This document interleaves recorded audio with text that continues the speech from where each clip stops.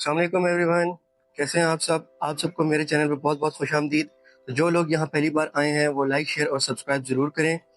तो ये मेरे चैनल की फर्स्ट लॉन्ग वीडियो है। आज की वीडियो में मैं आपको एक कैलीग्राफी पेंटिंग का ट्यूटोरियल देने वाला हूँ। इस टाइप की कैलीग्राफी पेंटिंग को कहते हैं मॉडर्न कैलीग्राफी या बिन कैलेंडर आर्ट स्टाइल। तो चलिए हम इस पेंटिंग को शुरू करते हैं। इस पेंटिंग को बनाने के लिए जिन जिन मटेरियल्स की हमें जरूरत होगी वो है 12 बाई 12 इंचेस का एक canvas, red acrylic paint, white and silver acrylic paint and black acrylic paint. इसके अलावा हम लोगों को leaves, gold leaves and leafing glue की भी जरूरत पड़ेगी। अगर आपके पास गोल्ड लीव्स या लीफिंग ग्लू नहीं है तो कोई टेंशन नहीं, आप इसकी जगह गोल्डन पेंट भी यूज कर सकते हैं। इसके अलावा हम सबको एक स्प्रे बॉटल और एक ब्रश की भी जरूरत पड़ेगी। ये ब्रश फ्लैट ब्रश है और इसका साइज है 1 इंच। तो चलिए अब हम अपनी पेंटिंग को शुरू करते हैं। पेंटिंग शुरू करने के लिए हमें सबसे पहले अपने कैनवस को अच्छी तरीके से वाटर स्प्रे करना होगा।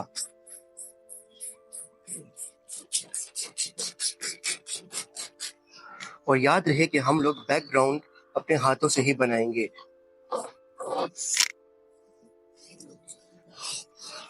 वाटर स्प्रे करने के बाद आपको पानी को पूरे कैनवस पर अच्छी तरीके से फैला देना है अपने हाथों की मदद से, जिस तरह मैं कर रहा हूँ। ये एक बहुत सेटिस्फाइंग स्टेप है और ये हाथों से पेंट करने में बहुत मजा भी आता है। अब चूंकि हमारा कैनवस अच्छी तरीके से वेट हो चुका है, हमारा सरफेस प्रिपेयर है, तो अब हम कलरिंग शुरू करते हैं। पेंट करने के लिए आपको रेड पेंट को पूरे कैनवस पर फैला देना है।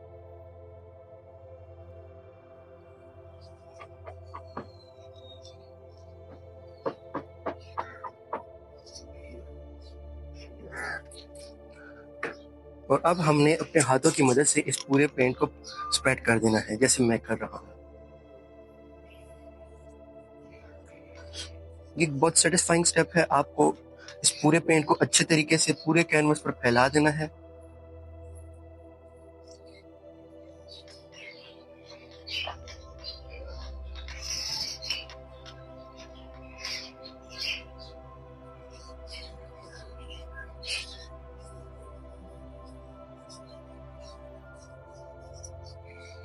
और याद रहे कि कैनवस के साइड्स को भी कवर करना है।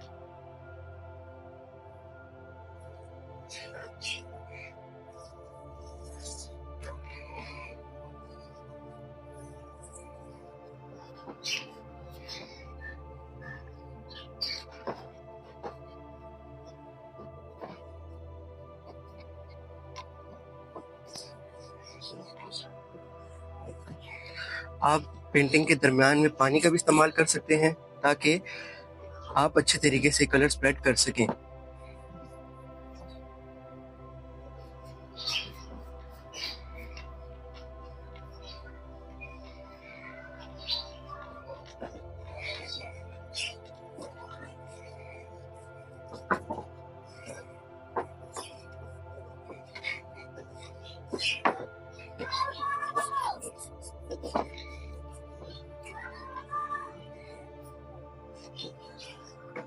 तो हमारा बैकग्राउंड प्रिपेयर हो चुका है। अब हमने इसको सूखने के लिए छोड़ देना है। सूखने के लिए हमें इसको कम से कम 30 to 40 मिनट्स छोड़ना है, क्योंकि हमने जब हाथों की मदद से पेंट करेंगे तो आप ज़रूर महसूस करेंगे कि कहीं पर पेंट ज़्यादा है, कहीं पर पेंट कम है। तो हम इसको कम्प्लीटली ड्राई होने के लिए छोड़ देंगे। तो चलिए हम अब 30 to 40 मिनट्स के बाद मिलते हैं। तो अब आप देख सकते हैं कि हमारा कैनवस अच्छे से ड्राई हो चुका है। इसके ऊपर कोई भी वेट स्पॉट मौजूद नहीं। तो अब हम इसके ऊपर फर्दर पेंटिंग कर सकते हैं।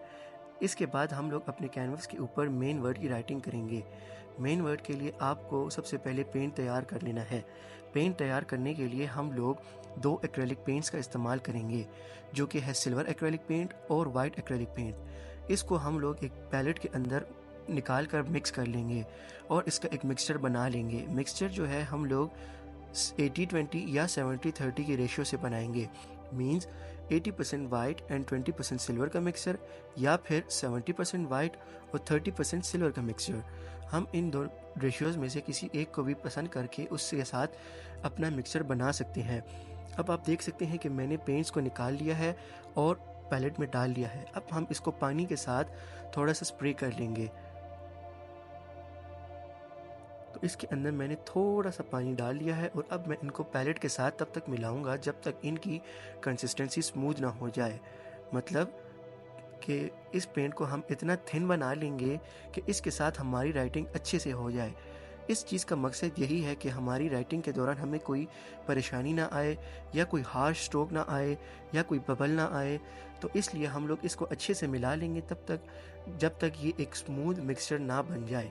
तो आप देख सकते हैं कि मैं इसको अच्छे से मिला रहा हूँ जब तक ये इसकी कंसिस्टेंसी स्मूथ ना बन जाए। तो आप देख सकते हैं, ये देखें इसकी कंसिस्टेंसी एकदम स्मूथ हो गई है। तो अब मैं इसको साइड पर कर रहा हूँ। तो हमारा पेंट प्रिपेयर हो गया है। अब लोग अपनी मेन राइटिंग की तरफ आते हैं। मेन राइटिंग से पहले मैं आपको एक टिप देना चाहूँगा कि आप लोग बिगनर हैं तो आप एक चॉक का इस्तेमाल करें। ये जो चॉक है मैंने अपने ब्रश के साइज़ के अकॉर्डिंगली कट कर ली है। मीन्स मेरा जो ब्रश है वो 1 इंच का है जिससे मैंने राइटिंग करनी है, तो चॉक भी 1 इंच की ही है। इस चॉक को आप अपने साइज़ के अकॉर्डिंगली कट कर सकते हैं। मतलब आप अगर 1.5 इंच की ब्रश से लिख रहे हैं तो आपकी चॉक का साइज़ भी 1.5 इंच होगा, या फिर 1 इंच है तो मेरी ही तरह 1 इंच की चॉक होगी। तो चलिए हम लोग अपनी ट्रेसिंग स्टार्ट करते हैं। तो मैंने कैनवस के ऊपर अर्रहमान लिखना है, तो अब हमारा पहला स्ट्रोक आएगा जो कि है हे का स्ट्रोक। ये स्ट्रोक नीचे से शुरू होगा और ऊपर की जानिब जाएगा। तो हमारा पहला स्ट्रोक रेडी है। अब हम लोग अपना दूसरा स्ट्रोक लगाएंगे जो कि है मीम का स्ट्रोक।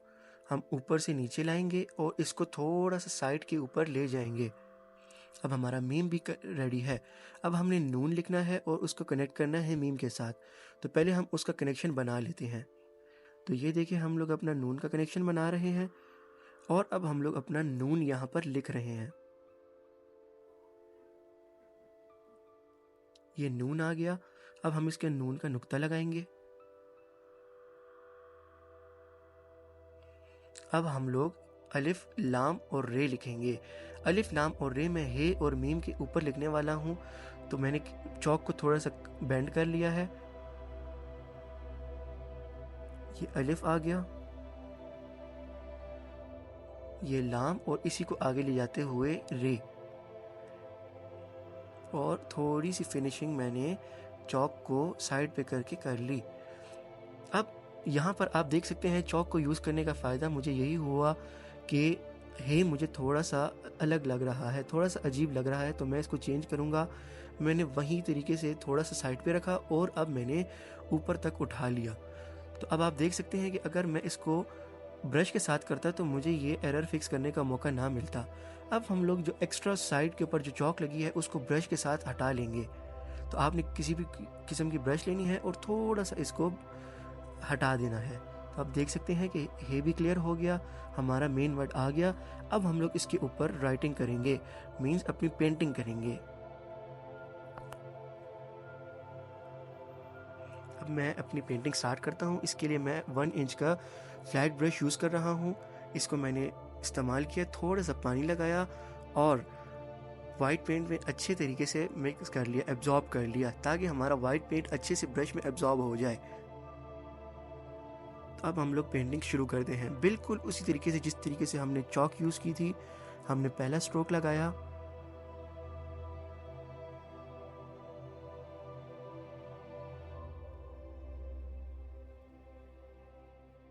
हमारा पहला स्ट्रोक।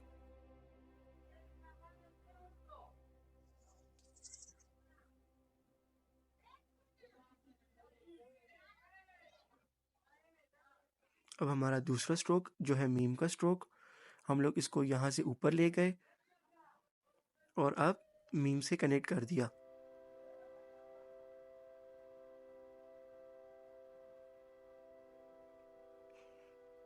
अब हमारा तीसरा स्ट्रोक जो है नून का कनेक्शन।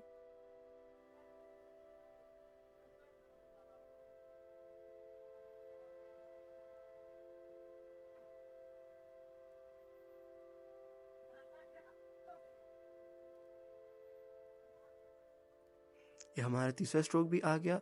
अब हमने यहाँ पर नून का स्ट्रोक लगाना है, मतलब नून बनाना है।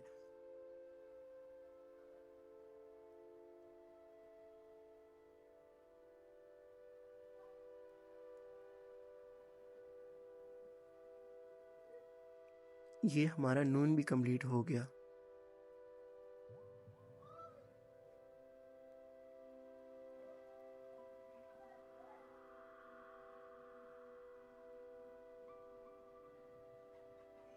ये नून का नुक्ता आ गया।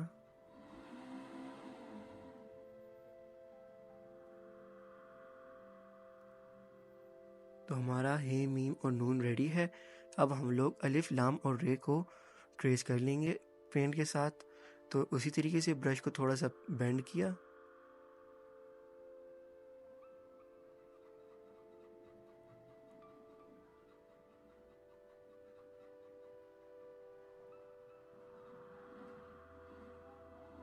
अब लाम और रे है।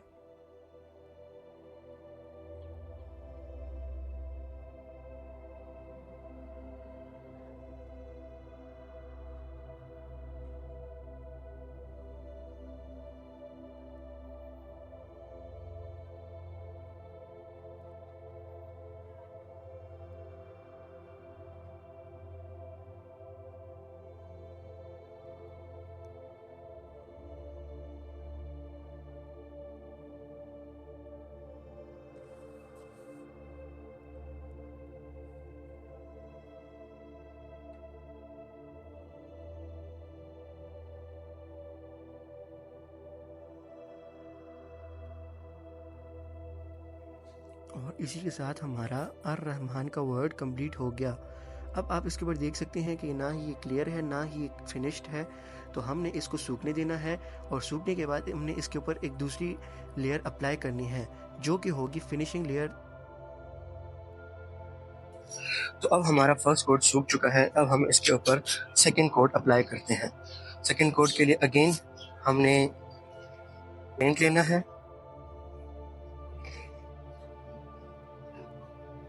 उसको अप्लाई कर देना है और इस बार हमने फिनिशिंग का खास ख्याल रखना है।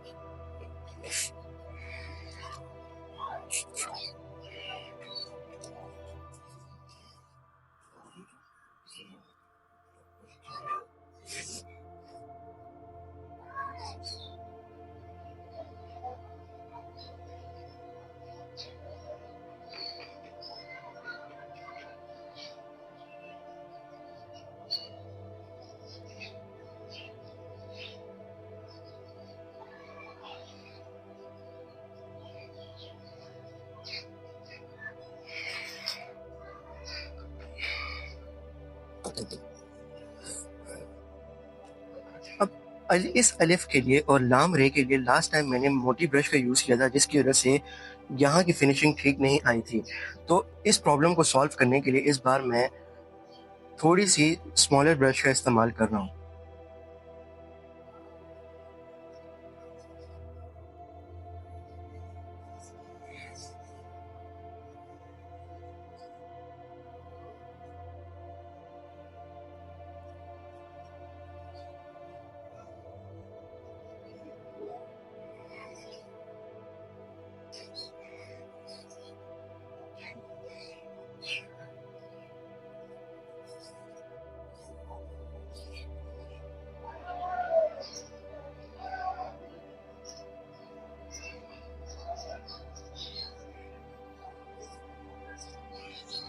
और कुछ इस तरह से हमारा मेन वर्ड कंपोज हो चुका है। अब ये जो साइड्स के ऊपर आपको थोड़ी सी चौक नजर आ रही है, इसको या तो आप हाथ से या तो फिंगर के ऊपर थोड़ा सा पानी यूज करके मिटा सकते हैं इसकी कोई हमें टेंशन नहीं लेनी। अब हमें इसके बाद जो दूसरा स्टेप है वो हमने गोल्ड लीफ का करना है। याद रहे, अगर आपके पास गोल्ड लीफ नहीं है तो आप गोल्ड पेंट भी यूज कर सकते हैं। गोल्ड लीफ को अप्लाई करने के लिए हम थोड़ी सी शेप्स का इस्तेमाल करेंगे। जो शेप्स मैं इस पेंटिंग में इस्तेमाल कर रहा हूँ वो यहाँ पर एक सर्कल होगा और एक रेक्टेंगल होगा। इसके अलावा भी काफी शेप्स हैं, हम सर्कल यहाँ भी प्लेस कर सकते हैं, यहाँ भी प्लेस कर सकते हैं, लेकिन जो इस पेंटिंग के लिए मैंने प्लान किया है तो मैं यहाँ पर एक सर्कल बनाऊंगा। वो ब्लैक पेंट के साथ होगा, मतलब उसके अंदर मैं गोल्ड लीफ यूज नहीं करूंगा। गोल्ड लीफ के साथ मैं यहाँ पर एक सर्कल और एक रेक्टेंगल बनाऊंगा। तो चले हम इसकी कॉम्पोजिशन पर अब तवज्जो देते हैं। बट फर्स्ट ये व्हाइट पेंट के सूखने का इंतजार करते हैं। तो अब हमारा मेन वर्ड भी सूख चुका है, अब टाइम है कॉम्पोजिशन करने का। कॉम्पोजिशन के लिए हमें जिन चीज़ों की ज़रूरत होगी वो है एक पेंसिल, एक कंपास और एक स्केल। तो चलिए हम अब कॉम्पोजिशन स्टार्ट करते हैं। जैसे मैंने आपको बताया था, कॉम्पोजिशन के लिए मैंने एक सर्कल यहाँ पे और एक रेक्टेंगल यहाँ पर सोचा हुआ है। आइए हम लोग इस सर्कल को बनाते हैं। सबसे पहले हम लोग एक छोटा सा सर्कल, जो कि हम लोग नेगेटिव सर्कल बनाएंगे, वो हम टॉप पर बनाते हैं। तो ये इस जगह पर अलिफ के बिल्कुल कोने के ऊपर ही हम एक सर्कल बनाएंगे। आपने कंपास को अच्छे तरीके से फिट कर लेना है यहाँ पे और फिर एक सर्कल बना लेना।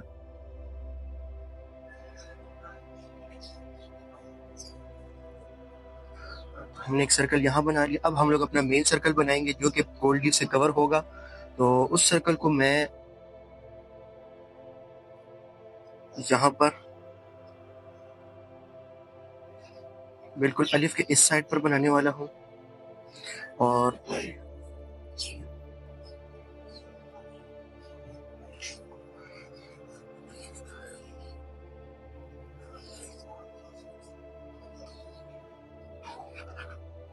ये हमारा सर्कल हो गया।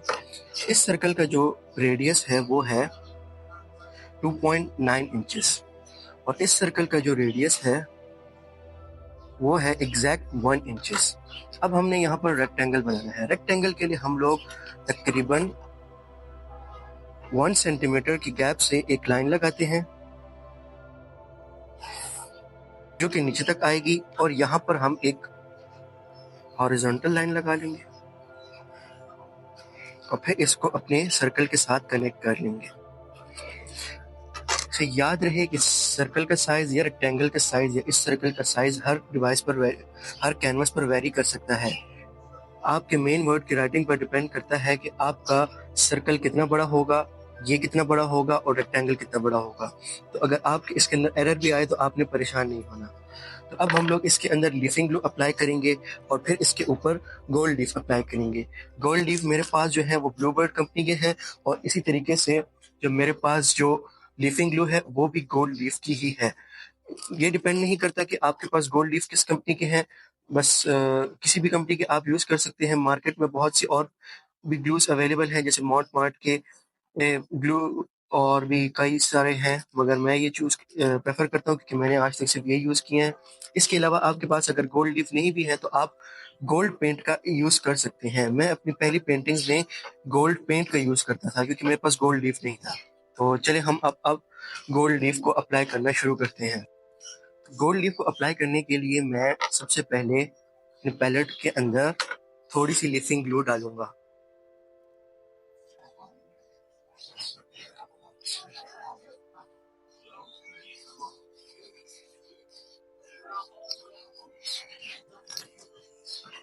और फिर एक क्लीन ब्रश की मदद से, क्लीन ब्रश आपकी पसंद की हो सकती है, इसमें साइज डिपेंड नहीं करता, कोई भी साइज की ब्रश आप यूज कर सकते हैं और आपने उसकी मदद से लीफिंग ग्लू अप्लाई करनी है।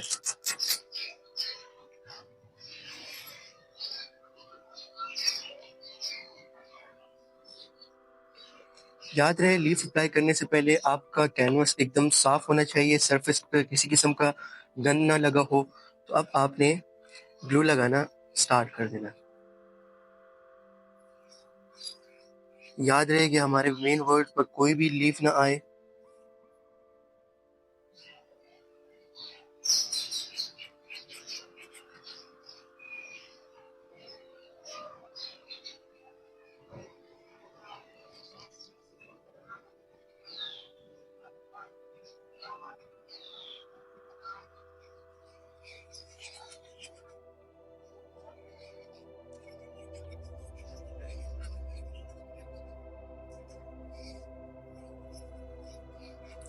हमने जो लीफ है वो सर्कल और रेक्टेंगल दोनों पर अप्लाई करना है। तो हमारी जो ग्लू है वो हर तरफ लगेगी सिवाय हमारे इस छोटे सर्कल को। ये हमारा नेगेटिव सर्कल है, हमने इस पर ग्लू नहीं लगानी।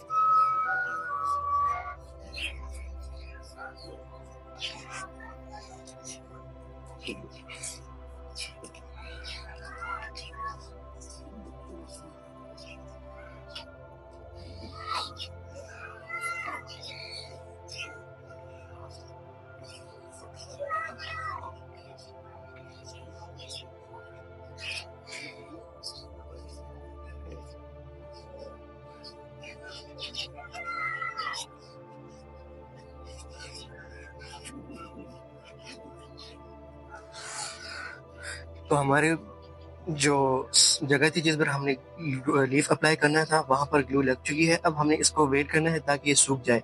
सूखने के बाद हमने इसके ऊपर एक और कोट ग्लू की अप्लाई करनी है ताकि हमारे लीफ अच्छी तरीके से चिपक जाए और उनके अंदर कोई भी एरर ना रहे। अब हमारी फर्स्ट कोट सूख चुका है, तो अब हम इसके ऊपर सेकेंड कोट अप्लाई करना शुरू करते हैं।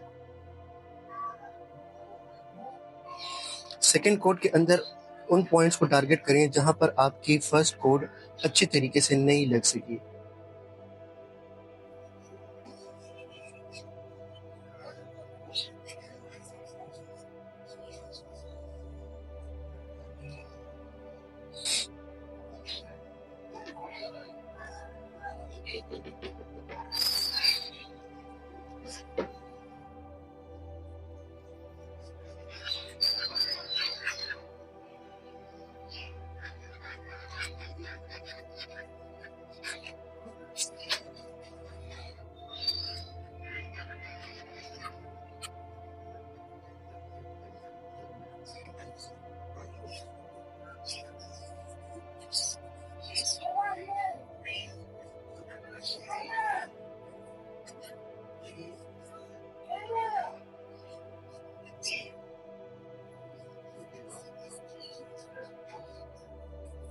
अब हमारा सेकंड कोट भी सूख चुका है। अब हम लोग गोल्ड लीफ को अप्लाई करना शुरू करते हैं।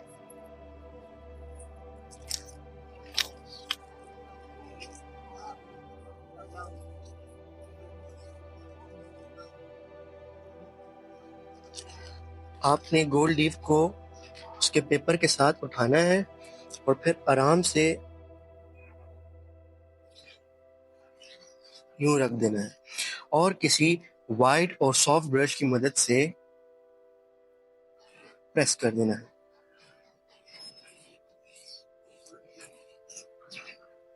गोल्ड लीफ लगाते हुए एहतियात करें कि आपके जो प्रेशर है वो ब्रश पर ज़्यादा ना हो। अगर ज़्यादा ब्रश पर प्रेशर लगाएंगे तो लीफ में क्रैक्स भी आ सकते हैं और अगर कम प्रेशर लगाएंगे तो लीफ अच्छे से चिपकेगा नहीं।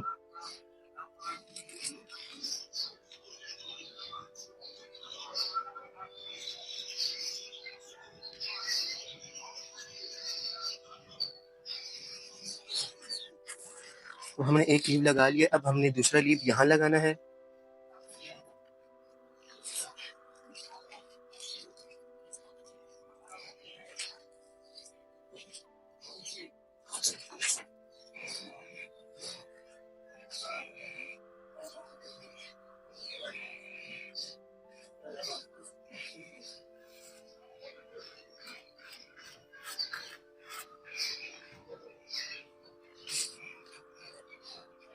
तो यूँ हमारे लीव्स लग चुके हैं।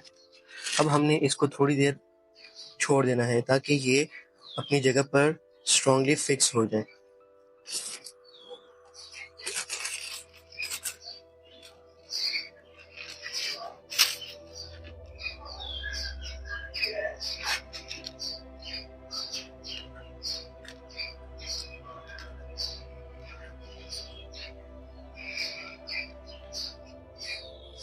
हमने अपने लीफ को 10 से 15 मिनट के लिए छोड़ना है ताकि ये अच्छी तरीके से मजबूती के साथ फिक्स हो जाए। 10 से 15 मिनट के बाद हम लोग इसी फ्लैट ब्रश के साथ एक्स्ट्रा लीफ को उतार लेंगे। एक्स्ट्रा लीफ को आप अपने पास संभाल के भी रख सकते हैं, किसी दूसरी पेंटिंग में इस्तेमाल कर सकते हैं। तो अब हमारा गोल्ड लीफ अच्छे से सूख चुका है, मतलब अच्छी जगह तरीके से अपनी जगह फिक्स हो चुका है। अब हमें एक्स्ट्रा लीफ को उतारना है। एक्स्ट्रा लीफ को उतारने के लिए मैं उसी फ्लैट ब्रश का इस्तेमाल कर रहा हूँ जिसके साथ मैंने इसको लगाया था। तो इसको उतारने का मेथड यूँ होगा कि हमने स्लोली एक्स्ट्रा लीफ को